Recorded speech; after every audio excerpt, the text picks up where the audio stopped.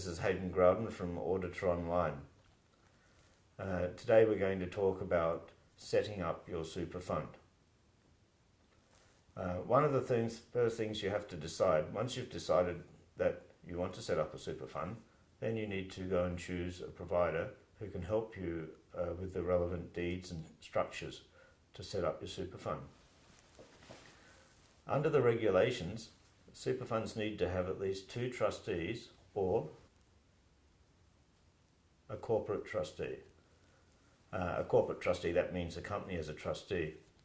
And you need to first of all ask yourself the question, or somebody's going to ask you the question, whether you would prefer to have 2 individual trustees or a corporate trustee. Some of the things you might consider are that if you get 2 individual trustees, the cost of setup is going to be cheaper and the cost of running is going to be a bit cheaper because you don't have to buy the company. But also you don't have to pay the annual fees on the company, and which are currently, I think, $45 for the ASIC fee, thereabouts, to increments occasionally. And and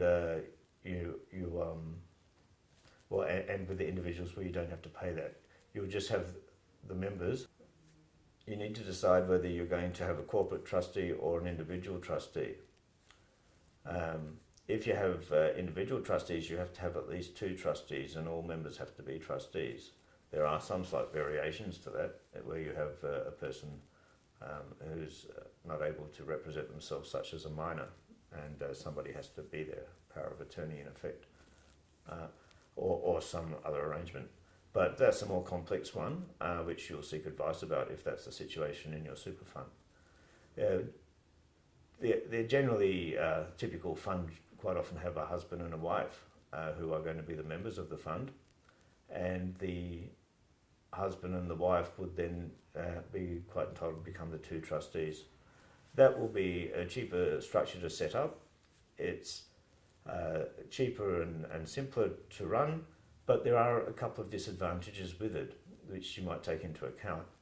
One of these disadvantages would be if you have to open a bank account. You might go to the bank, and it wouldn't just be a bank account, it's probably going to happen with quite a few different investment categories.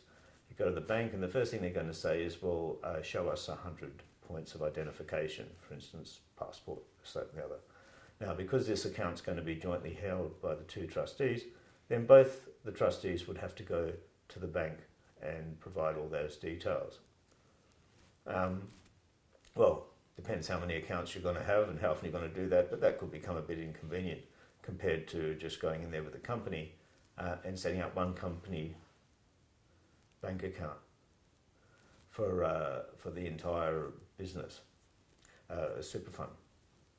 So if you form a company for a super trustee, then you can have that advantage that you can just have one bank account. You don't have to have both the trustees involved in every single decision, which is probably going to make life a bit simpler, and let's face it, life should be easy.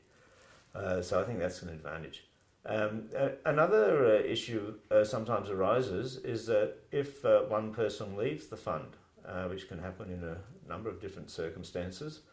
For instance, somebody could pass on, or somebody could, for some reason or other, choose to invest their super funds in a different fund. You may be left in a situation where one of the trustees has decided is gone, and there's only one trustee left, which means that you've got to go and find someone else to become the trustee. And that decision can be a pretty consequential decision on who's the trustee in there.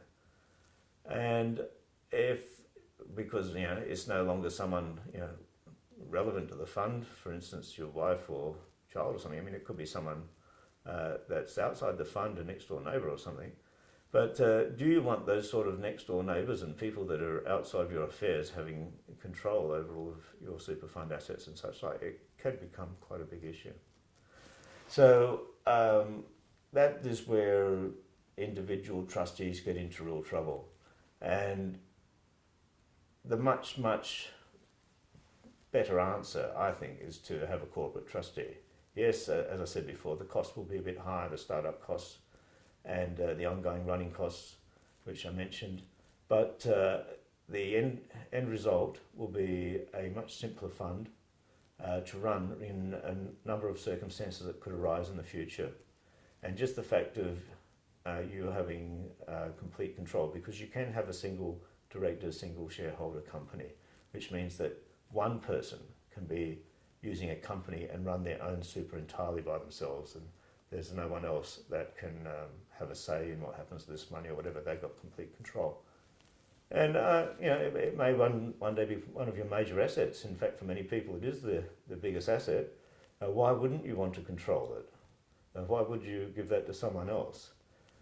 People can sometimes become very changed when there's a lot of money involved, and you may not get what you expect once you start bringing other people into it. So I think for the extra setup costs, I'm most times recommending that people get a corporate trustee if they ask me. There's a couple of little side issues with this corporate trustee as well, and that some unexpected things can sometimes happen in super funds with super monies when people die.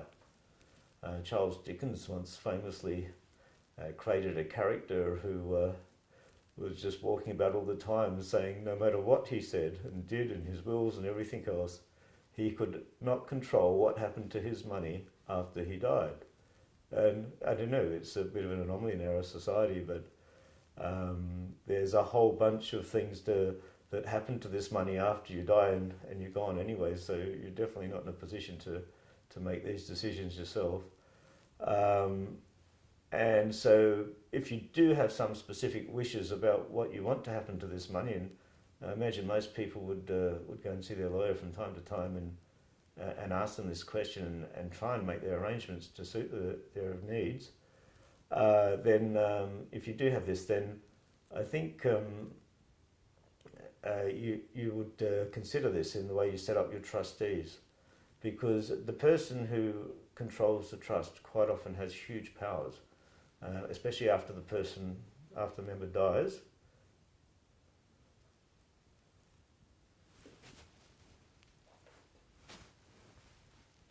Especially after the member dies, because they basically can, well, it depends on what the trust deed says, but they basically may have quite a lot of discretion on what happens to that money and where it goes and how it's distributed and so on.